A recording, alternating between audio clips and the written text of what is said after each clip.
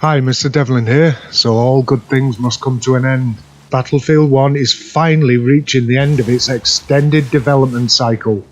Battlefield 1's final DLC pack, Apocolypse, has already launched, set in the closing months of World War I. It brings the usual bundle of guns, vehicles, gimmicks and new features you'd expect from a Battlefield expansion, as well as an aerial-only play mode with 5 maps. Although that number might seem a little bit cheeky if put under closer scrutiny.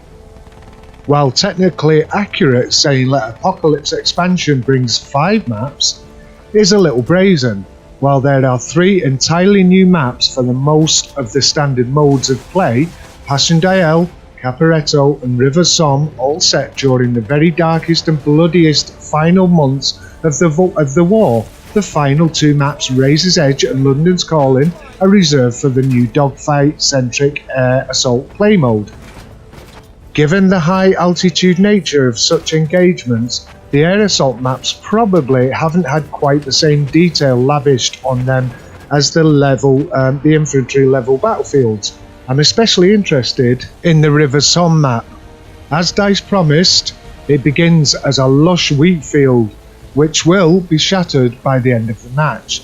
An interesting and thematically powerful workout of the Frostbite engine's terrain deformation systems. As standard for Battlefield expansions, there's a usual collection of new murder gubbins to play with. In the melee category, we've got the especially brutal meat cleaver and somewhat more practical, if improvised, pry bar. If you want to see if the theoretical physics can bloom on the battlefields of the early 1900s.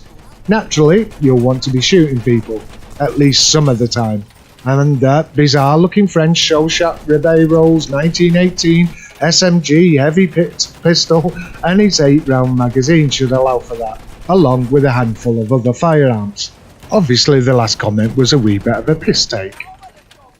On the more gimmicky front, the assault class is getting an anti-air rocket gun, which can do ruinous damage to aircraft, but still requires you to nail a plane from your position on the ground.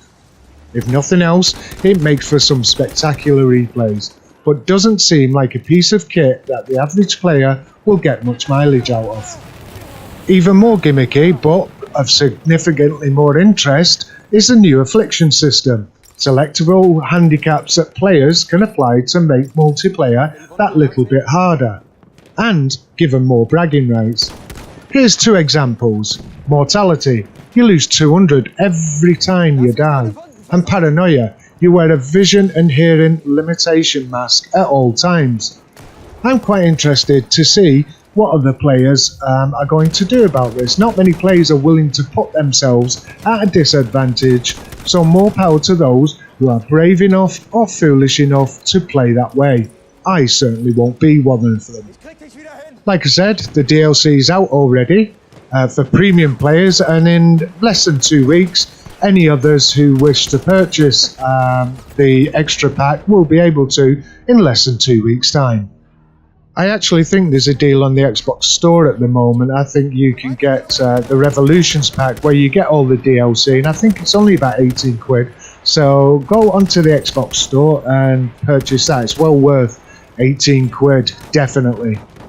Anyway, don't forget to like, subscribe, press the bell icon ticket so you get notifications of when we're uploading new videos. And this is Mr. Devlin, out.